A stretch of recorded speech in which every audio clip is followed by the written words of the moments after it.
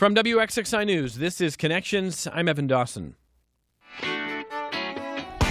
Well, our first connection this hour is a real disconnection. As my colleagues at WXXI News recently reported, federal changes to the Supplemental Nutrition Assistance Program, SNAP, have left thousands of people locally without benefits. Monroe County Department of Human Services reports that it closed 3,900 cases at the end of May due to non-compliance or not verifying an exemption to new work requirements. The new work requirements come from the congressional bill that passed last summer, described by Republicans as one big, beautiful bill. The GOP promised reforms to root out waste, fraud, and abuse, and, in their words, to create more rigorous standards regarding who is eligible for food stamps. So we can talk about that this hour. We're going to talk about summer meals programs, talk about city business, and a lot more with a member of Rochester City Council who I think is well-positioned to have that conversation. Mitch Gruber is back with us. Thank you for being on the program today. Thank you for having me. It's the first time we've spoken since the Knicks won the championship, and I was expecting an earlier invitation just come do a victory lap, but this will have to do. I can't believe you didn't text me. I mean, like, you really held your tongue and didn't gloat.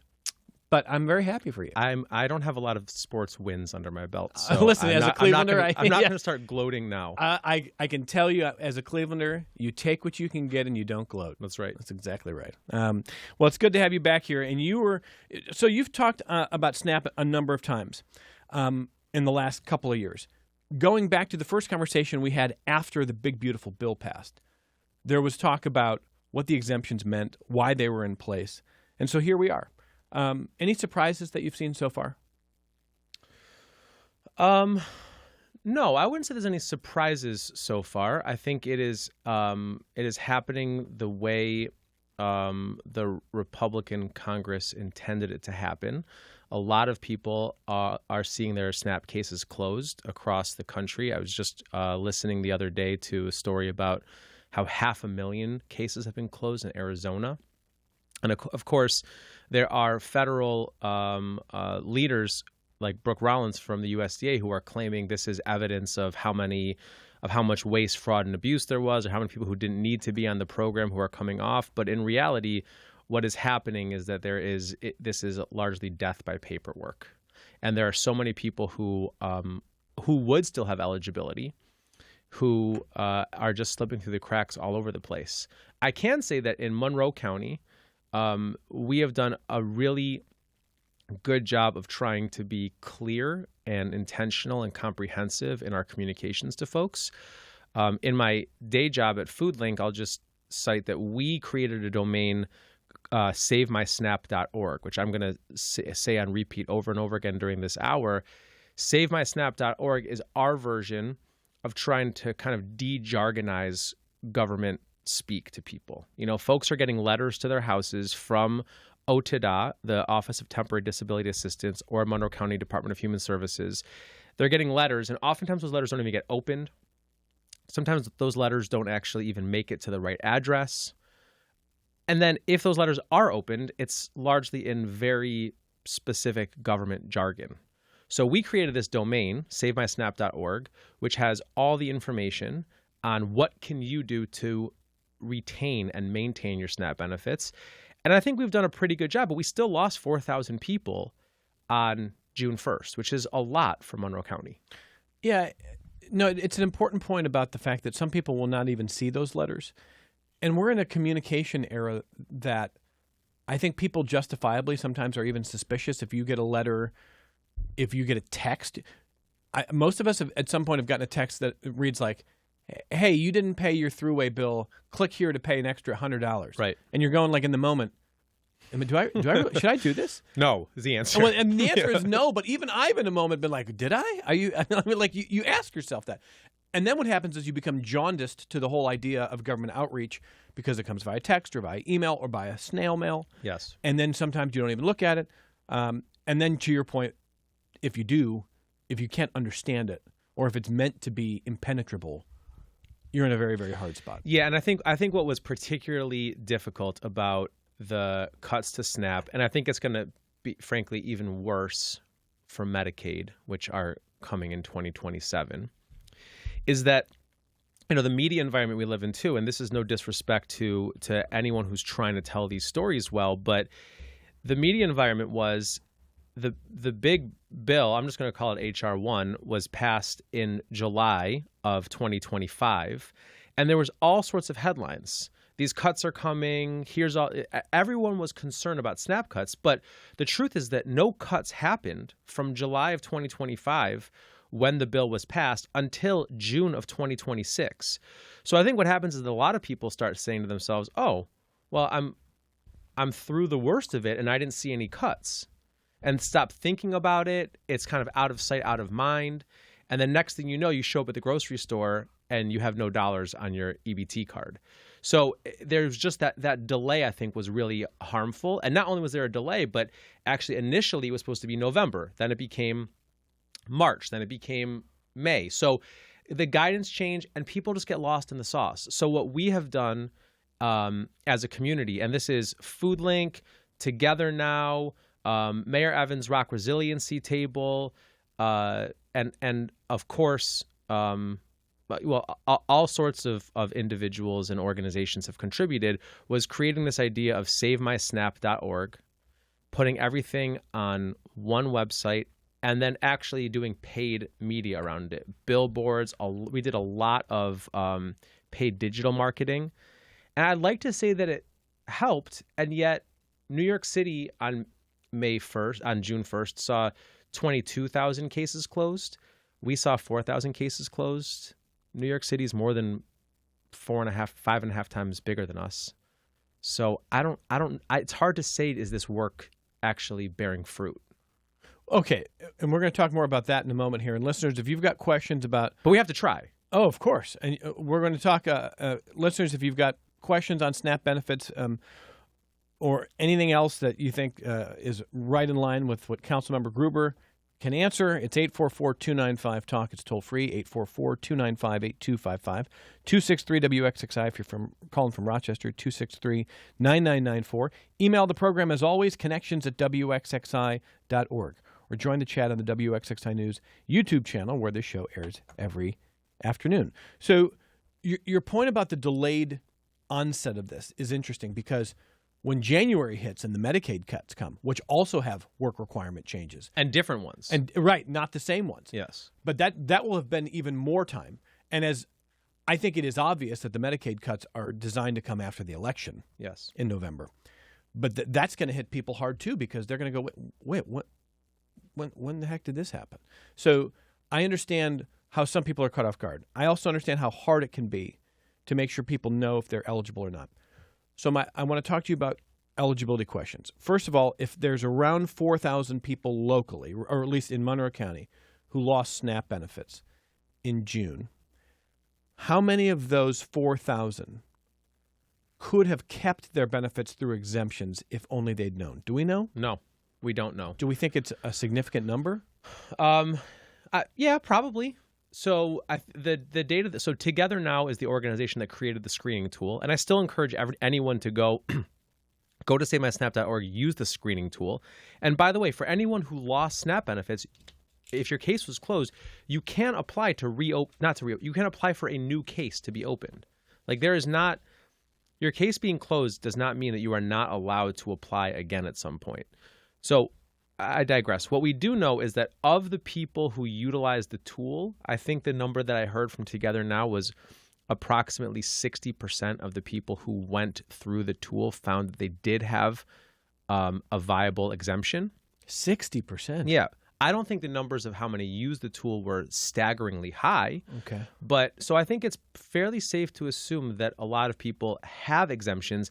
But then it gets to this other point, which is you also then have to prove the exemptions, which, requires, this is why it is death by paperwork. There's just a lot of reasons why it's very hard to demonstrate or prove the things that are being asked to prove. And honestly, the state needs to keep building the mechanisms to allow for the proof to be quicker and easier for people as well. Do you think the death by paperwork is intentional? Yes, I do.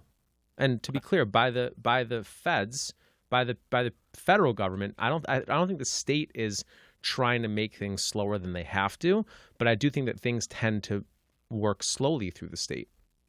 But an intentional effort to make sure people who would have legal exemptions can't get them is the definition of cruelty, isn't it? I think so. I think the definition of forget definition. I don't think there's anything more cruel than cutting a program like food stamps, which is the closest thing we have to a real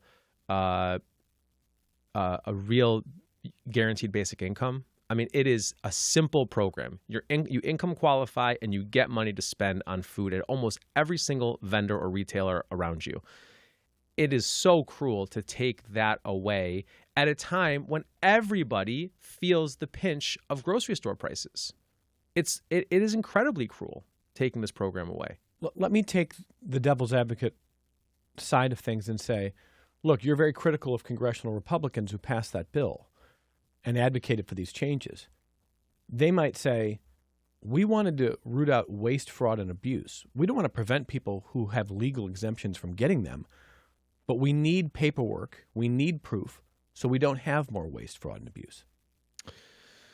Yeah, I mean, that would be the argument that they would make. And again, I would say that that Brooke Rollins is probably taking a victory lap right now with the number of people who have come off the program. But I think when you dig deep and talk to people, I've talked to many people. I'm not going to share their personal stories, but I've talked to a lot of people who have lost benefits in the last couple of months. And these are people who are not taking advantage of a system. These are people who need these dollars to put food on their kids' table and oftentimes have a very difficult time being able to demonstrate the things that need to be demonstrated. Or, as we said before, just don't even know what changes are afoot all the time. Okay, so let's talk about the new work requirement, just as some examples here so people understand what we're talking about. So people between the ages of 54 and 64 now. Correct. It used to be that if you were over 55, there was no work requirement at all. Now it's for anyone up to the age of 65. Okay, so 64 and younger instead of 54 and younger. Correct. So it's 10 more years of a work requirement. Exemptions for or work requirements for people who are homeless, who are veterans. What should we know about that? Those exemptions have been waived.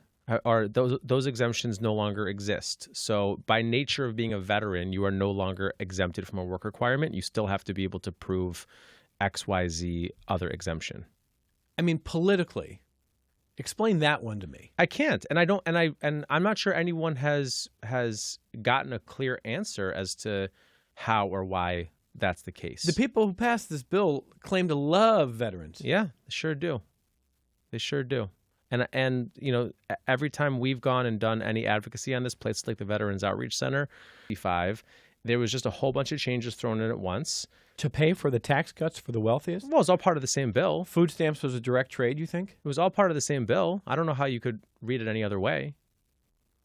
I mean, the revenues that were created to allow for this tax cut predominantly came from minimizing the cost of two very expensive programs, which are SNAP and Medicaid.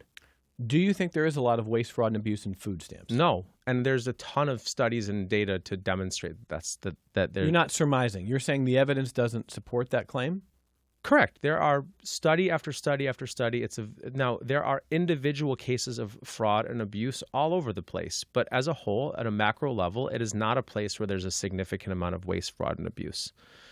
I don't want to speak out of turn because I know a lot less about Medicaid than I know about SNAP, but I suspect that they're going to have a whole lot more, that there are a whole lot richer opportunities to talk about waste, fraud, and abuse there in the healthcare system than in SNAP. At the end of the day, this is a program where you income qualify, you get a fairly small amount of money on a monthly basis, and you spend it on local stores. There just is not that much waste, fraud, and abuse in it, and I can show you some studies during the commercial break that demonstrate that point. Okay, and you've talked about how this gets reported, so I think this is actually an important place to put a fine point on it. When there is a high-profile case of waste or fraud in anything, it ends up as a very it's very sexy. It gets a lot of headlines. Someone is using public support funding, might be food stamps, might be Medicaid, might be different dollars, and they're using it in a way that looks totally inappropriate or gaudy, and it's a case of fraud, and it gets a lot of publicity. I think what you're saying is, yes, those cases exist, and they exist in food stamps, and they exist in probably everything where there's money going out the door. Yeah. But they are not emblematic of anything that is typical, and they are not telling a full story. And when it comes to the full accounting of it, SNAP is a pretty efficient program. Yeah, and we're talking about in the percentages. Just like I'm going to pull up a study when we break can here? look at my phone. Okay. But I think the studies are it's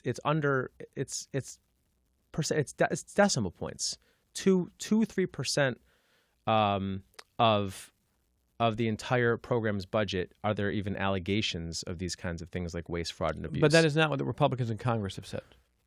No, they think there's a ton of waste, fraud, and abuse. Or I think the other argument that you hear all the time, which you can't really prove a counterfactual, is that they prevent people from working. But this is actually a really good segue to summer meals, which is something I want to talk about a lot, because one of the things that really is disappointing about the world of food assistance in the last 6 years is that during COVID, there was this incredible opportunity to reinvent some programs that were not necessarily working that well.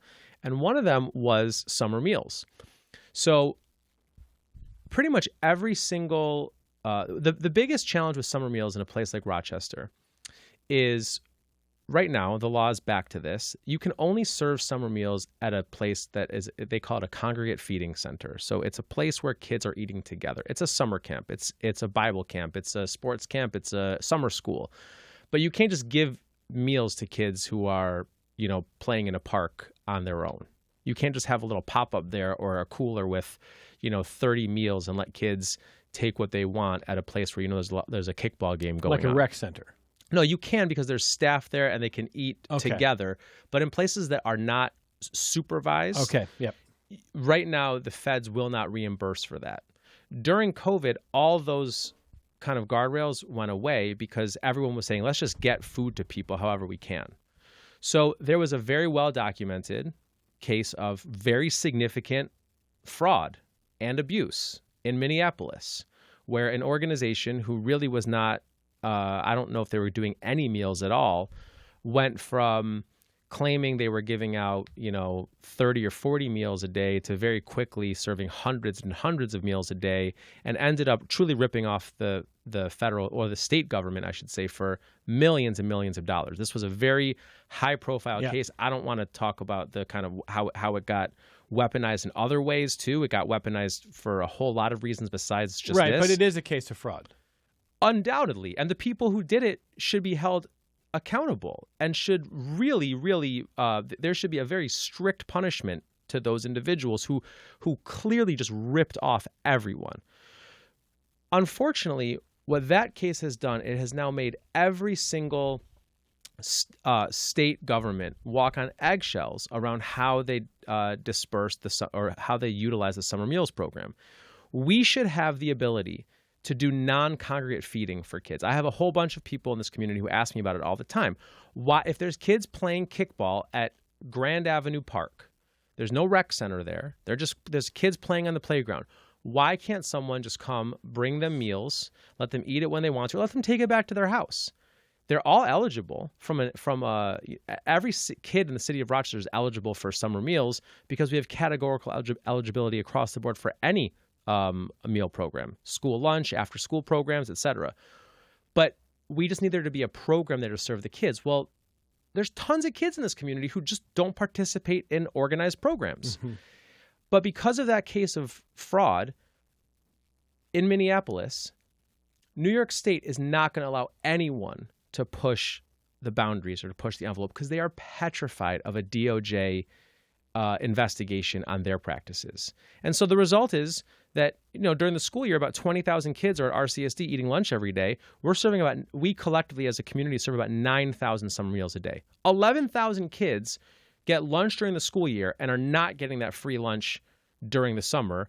And that's a shame because we know those 11,000 kids, for the most part, need some help. Their parents need some help. And we can't do it because we can't think creatively because of this one case of fraud. And I really would attribute it to that one case of fraud. So what can you do from your perspective to try to convince the people who have the power to find a way to allow for a creative solution here? Yeah, I mean, first of all, we need to have some champions of it. So, Senator Gillibrand has always been a champion of things like the summer meals program, and I'm going to certainly be advocating with her office. But you said this is a state decision. Well, the feds, with all these things, there's federal and state and local layers to it. But I think we really do need a federal champion to kind of push past this narrative. Okay. And then we also need, we just need our state and our state delegation and the governor's office to identify these as the problems they want to focus on. I think that's a large part of what's happening. There's so much happening all the time when you're in elected office. There's so much happening all the time at a time when the safety net at a federal level is being cut, that it's hard to get people to focus on specific things. But I think summer meals is a great example of a place that we should focus and really crystallize a response. What we do in my day job, I'll put my food link hat on for a second, we just do those summer meals distributions without getting reimbursed for it. We raise private dollars and give out meals. We call it our meal mobile. We drive up and down places like Dewey Avenue in the Northwest where there's not a lot of rec centers, and we just give out meals to kids that we see. And we just don't ask the state or the feds to reimburse us for it. It's a shame because they have the money and we should get them to change their programs, but that's how we kind of operate in this community on that front. So you want that food link model? Well, no, you actually want reimbursement. You want partners at different government levels saying, we're not scared that what happened in Minnesota is going to get alleged here if we attempt an actual creative solution. We're not engaging in fraud. We're trying to solve a real problem. Correct. Tell us what kind of reporting you need. Tell us what kind of structures and guardrails you need to make this work, and we can do it. The feds and the state did allow for non-congregate meals to happen in rural communities. They made that distinction. If you are classified as a rural community, you are allowed to have these non-congregate feeding programs. So we at FoodLink are actually supporting one in Naples, one in Albion, and I'm forgetting the last, maybe Mount Morris. But we're doing it in 3 rural communities. It's working. Why can't we take that same model and bring it into an urban area where we know that there are thousands of kids who are under-enrolled in summer programming? And by the way, there is phenomenal summer programming all over this community. It's not for every family. Talking to Mitch Gruber, Rochester City Council member. Let me get to your feedback here. And David is first on the phone. Hey, David, go ahead. Oh, thanks. Your guest probably knows about the SNAP multiplier effect. That since it's federal money, it basically, if I remember right, the original food stamps, for every dollar that came into your county, it would turn into $1.82 in the local economy. So it was almost a 2-to-1 relationship that you would increase the currency in circulation in your county, and it had a advantage multiplier effect. And if I understand right, Trump has actually hurt that. He brought it down to $1.52 for SNAP, but it's still a multiplier effect. Now, I'm calling you from out in California. We have a thing that's called market match. And if you go down to your farmer's market, you go to the central booth and you say, I want $40 worth of SNAP money for the farmer's market. Well, they'll give you an extra 10 or 20 or upwards. And so it becomes more money in circulation plus the original $1.50 or so. And so there's this multiplier effect of creating a currency in local circulation. And when you look at the whole history of, the currency speculators and the people who were opposed to, they tried to ruin economies for the advantage of profiteers. You know, if you run everybody into a ditch, then they're going to be desperate and you're going to create all sorts of new problems. You keep people fed, they're going to think calmly and they're going to get stuff done. And so there are people that intentionally cause damage, and these skinflints that want to rip apart SNAP are basically ripping apart a healthy economy. David, thank you for the phone call. Mitch, what do you think? I have a couple of comments. Undoubtedly, and this was an argument I was making at the time when I was trying to advocate with everyone to not pass H.R. 1, the SNAP cuts, is that it has a massive economic impact. And like, yes, there's lots of studies that try to quantify what the multiplier effect is. Cornell University does a lot of that work. But we know there is a multiplier effect. And the biggest thing is that these are dollars going to people's pockets that are all being spent locally. You can't really spend your SNAP dollars on at global or online, starting to get into some e-commerce. But for the most part, they're just spent at local stores. So yes, it has a massive economic impact. I will also share that one of the assumptions was that a lot of small rural grocery stores are going to close because of the cuts in SNAP.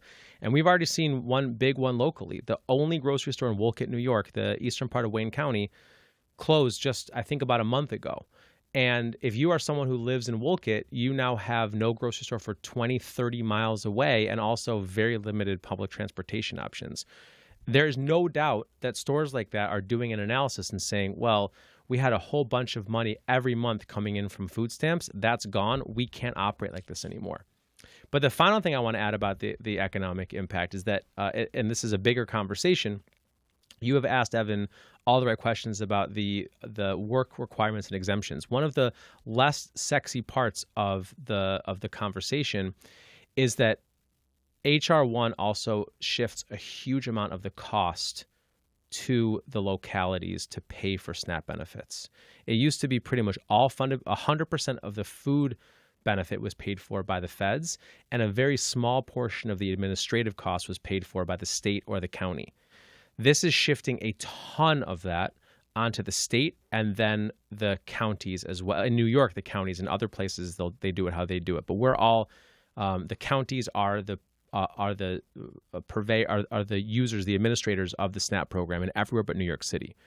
So we're starting to see some counties say, hold up, we don't have the bandwidth to do this.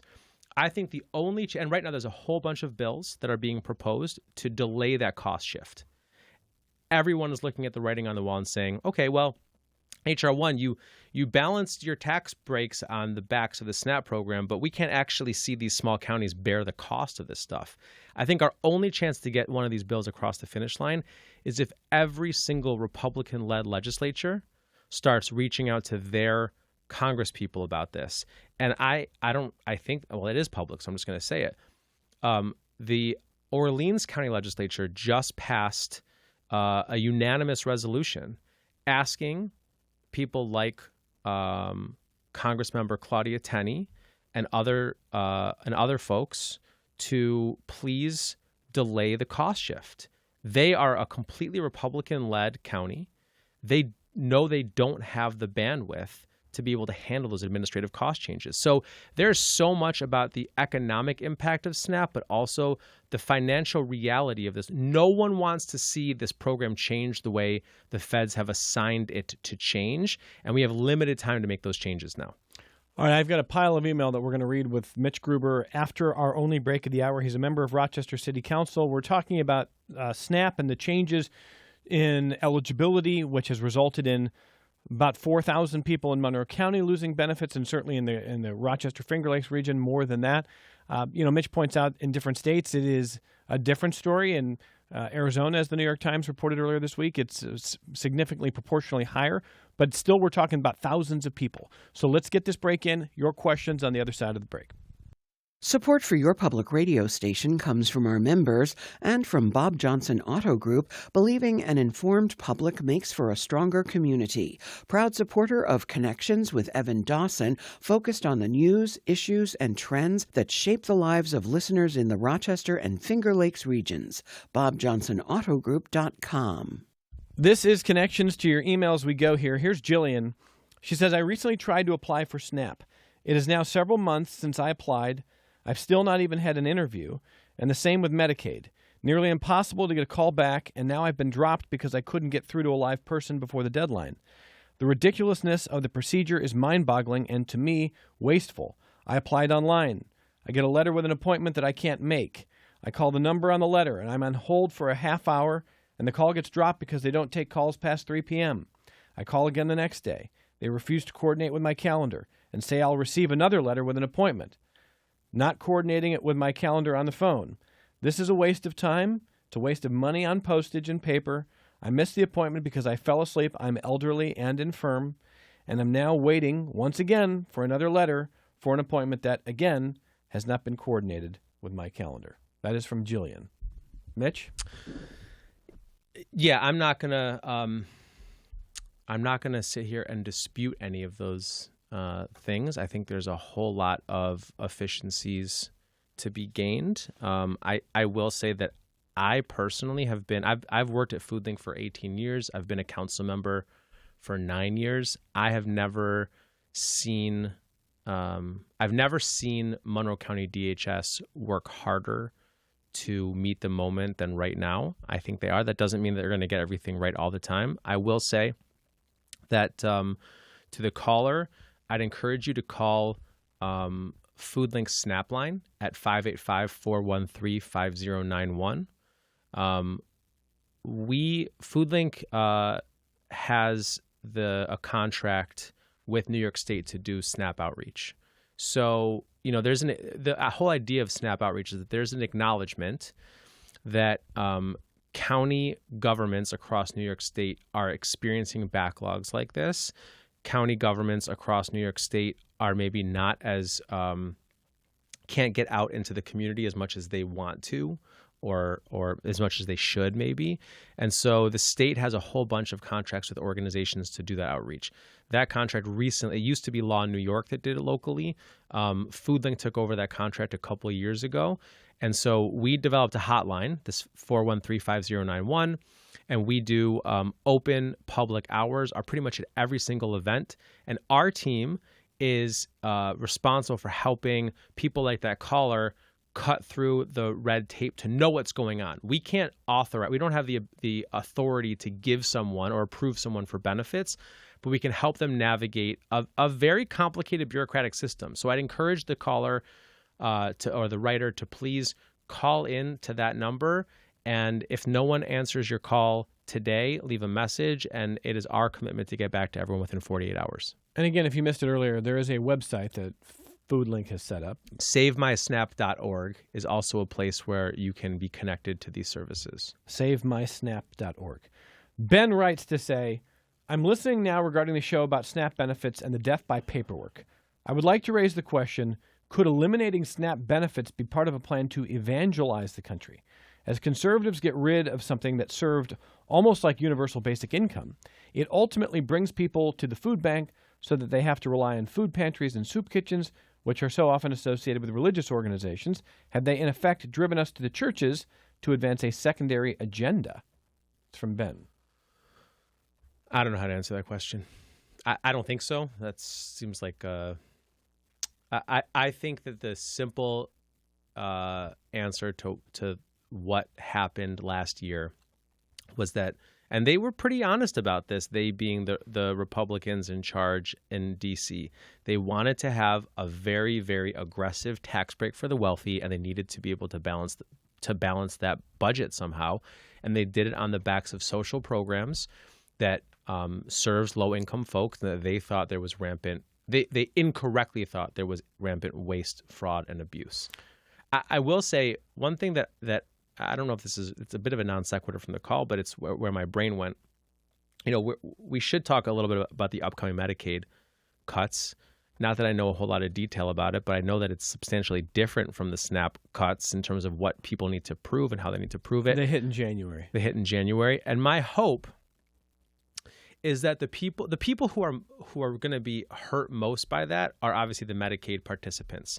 Who will be hurt the second most by that are the healthcare systems, the health insurance companies, there's all sorts of big business that are really going to be hurt by these Medicaid cuts. And I hope that we start to see some really organized response to this.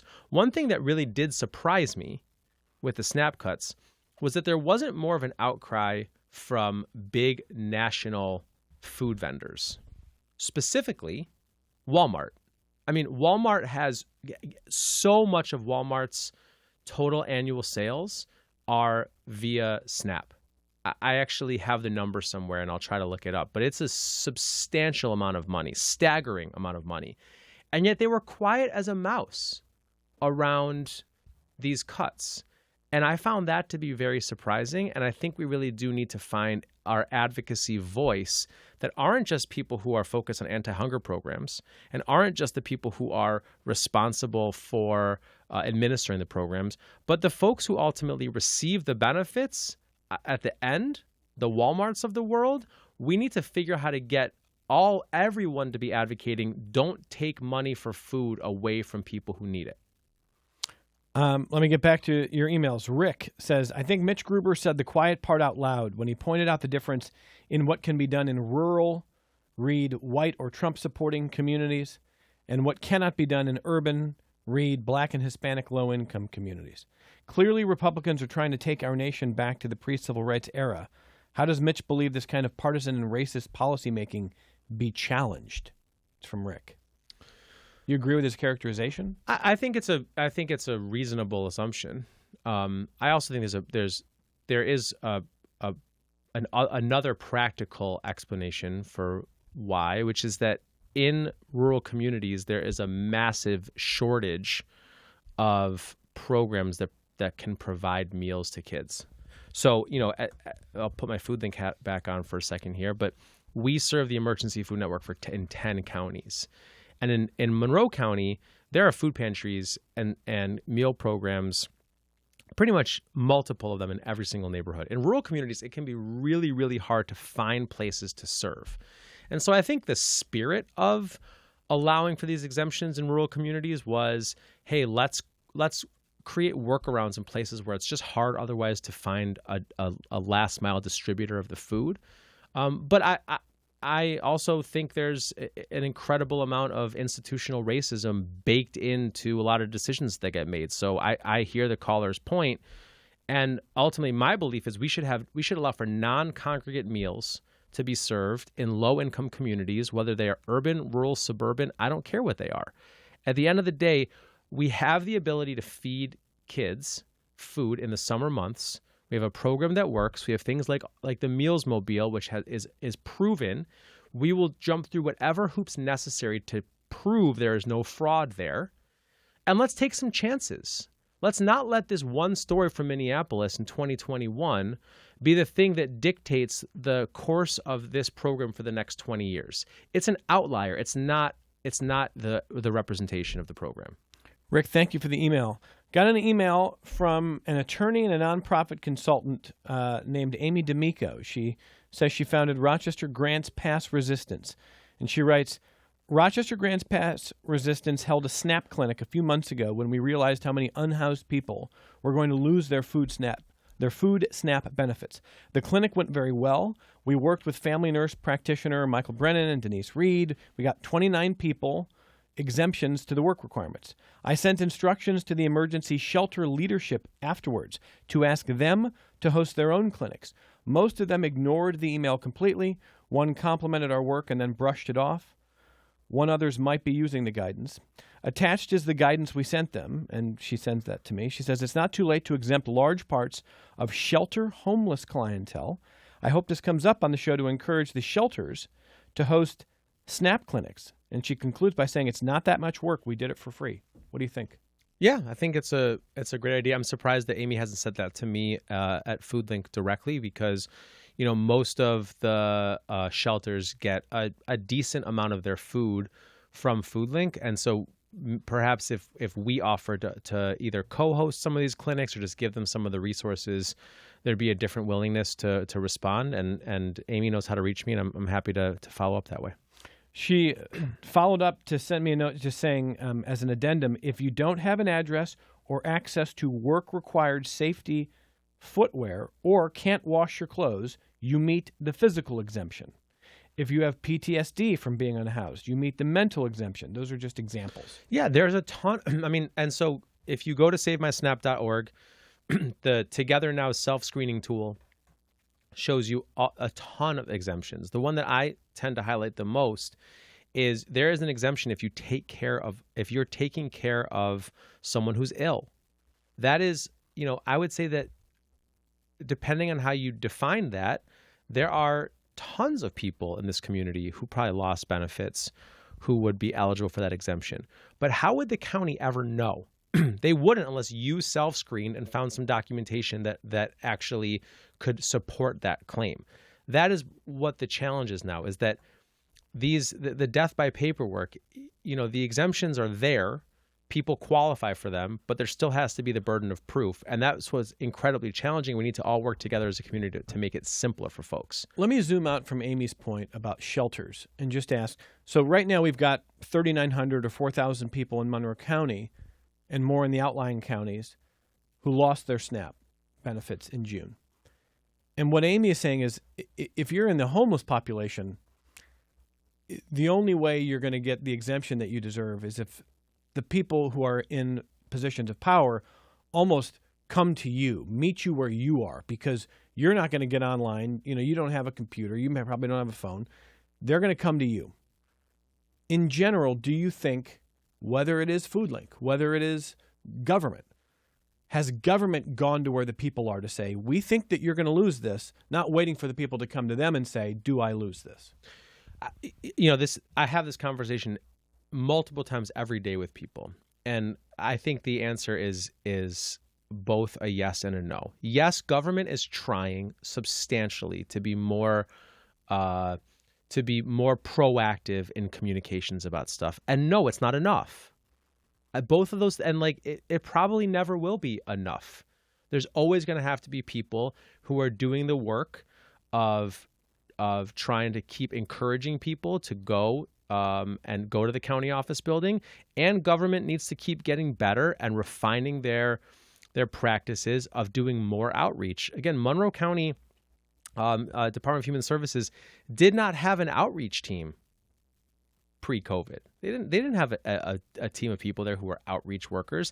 They currently do, and I work with Dee closely, and she's at every event. She's out there. She's talking to people, but does that mean that every person is going to get the proactive outreach from Monroe County? No. The city of Rochester, Mayor Evans has been very intentional about creating this Rock Resiliency Roundtable where folks from all different sectors get together and try to talk and share and then communicate collectively. Has it done some great things? Totally. Has it fully scratched the itch of really good communication all over the place? No. Communication is the hardest thing. No one does it perfectly, and we all need to keep trying our best and working together. Which is precisely why FoodLink said, we are going to just buy this domain and put up some billboards and do digital marketing. Not because we felt like that is the way to solve the problem, but because that was the thing that wasn't being done otherwise. And so I'd encourage everyone who's listening right now and anyone who is trying to help make these things better, find ways to contribute, connect with the kind of the local leadership who is working on these issues. I'm really scared about the Medicaid cuts coming up because, when it came to SNAP, there was a small group of organizations that could lay some claim to trying to being the kind of leaders in the space, with FoodLink rightly being one of them. When it comes to healthcare and who leads the conversation about Medicaid, I actually don't know who it needs to be. Is it the two hospital systems? Is it the health insurance companies? Is it the FQHCs? Is it individual advocacy organizations? Is it Common Ground Health? You could make the case for a number of folks, but here we are knocking on the door of these cuts coming, and we haven't really figured out how is it going to be messaged or communicated to people, and that needs to happen now. Not in January. Correct. Yeah. Okay, two-parter from Dallas. He says, the problem I see is most government programs involve handing out money first before finding anything out as to whether people actually qualify. And then when handing out money is wildly successful and it turns out many more people actually show up for the giveaway, we get told the program needs to expand with more and more money. It's always give out as much money first, and if any effort is made to only give it to needy people, then you are a terrible person for even asking about eligibility. You agree with that characterization? No, I think I didn't think you would. I think I understand what the call, and there's all sorts of there is generally a movement right now, it seems, to find ways to provide economic relief for everyone and not just for the people who are the lowest income. I think you see this a lot with some of the narratives around the different tax credits, whether they're state or federal. But again, one of the beauties of SNAP benefits is just the simplicity of the program. And by the way, I looked; it's under 3% of the entire dollar amounts has there been any kind of proven fraud. And these are numbers that date back from a long time. I'll send you the study if you want to post it on the site afterwards. But SNAP is such a simple program. If you don't have a lot of money, you prove it, you get a card, you spend money locally on food. It's just simple and it's good, and it is very income qualified. In fact, if anything, those income guidelines should go up a little bit in my mind at a time where everyone's having a hard time affording food. But they took the simplicity of that program and are trying to make it substantially more complicated because that is what ultimately kicks people off the benefit.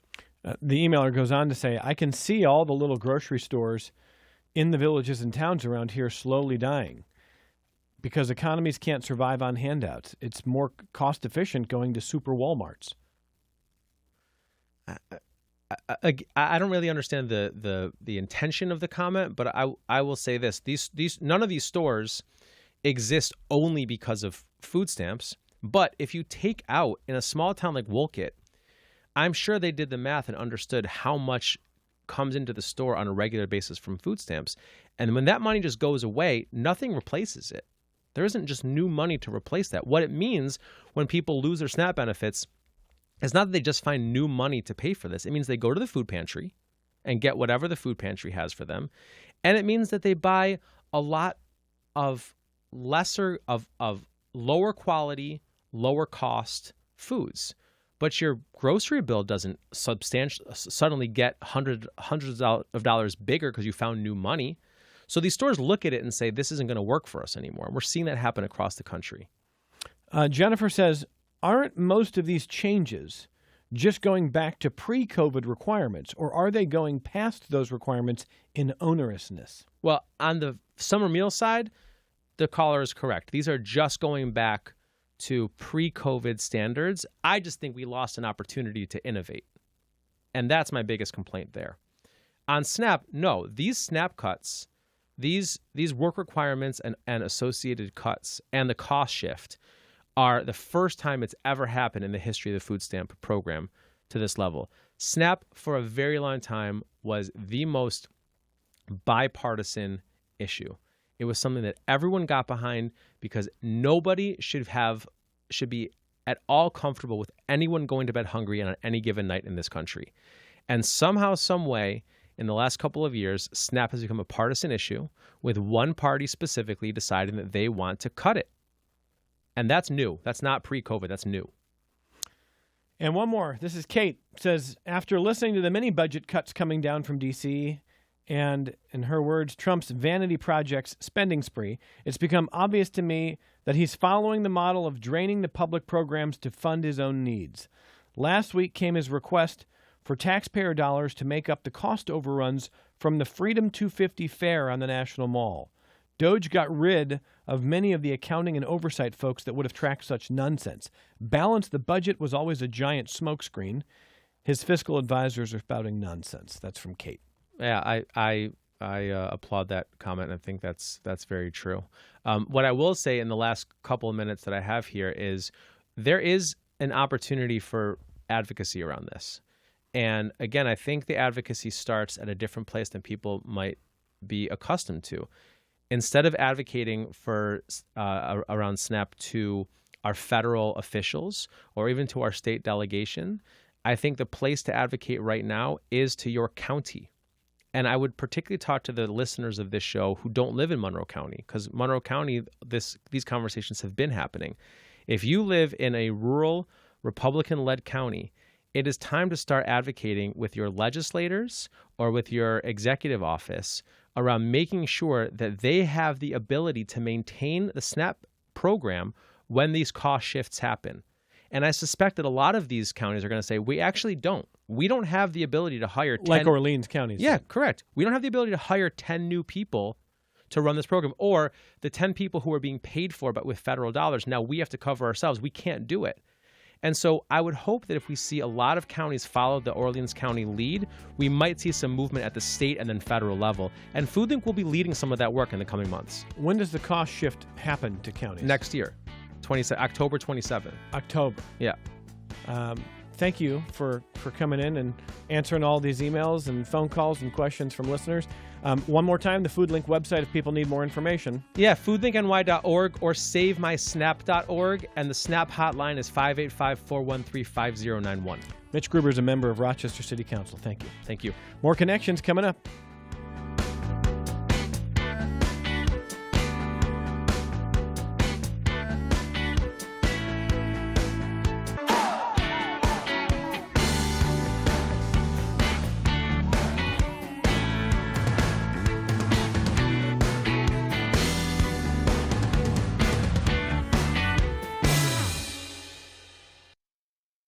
This program is a production of WXXI Public Radio. The views expressed do not necessarily represent those of this station, its staff, management, or underwriters. The broadcast is meant for the private use of our audience. Any rebroadcast or use in another medium without expressed written consent of WXXI is strictly prohibited. Connections with Evan Dawson is available as a podcast. Just click on the Connections link at WXXInews.org.